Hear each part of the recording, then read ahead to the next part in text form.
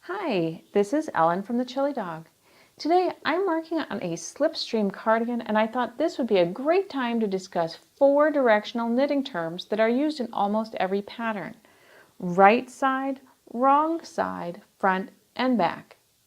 Let's start with the right side and wrong side. The right and wrong sides of knitting refer to the orientation of the finished fabric. The right side is the side that people will see when the fabric is in use. The wrong side is the side that people probably won't see. I'm making a sweater and I want people to see these pretty cables that I'm knitting, so this is the right side of my fabric. This is the wrong side of my fabric. It's going to be up against my body when I wear the sweater, and no one but me is ever going to see it. No matter which way I'm holding my knitting in my hands as I work, the wrong side is always going to be the side that people probably won't see in my finished piece. And the right side is the part of my fabric that I want people to see in the end.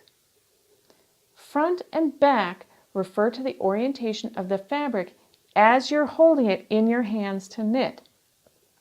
When you knit, you're always looking at the front of your work, and you can't see the back of your work.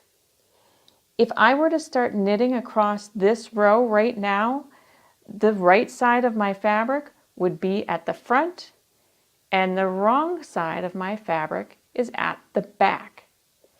Then I'd knit all the way across the row, and when I got done, I would turn my fabric over so I could knit in the other direction.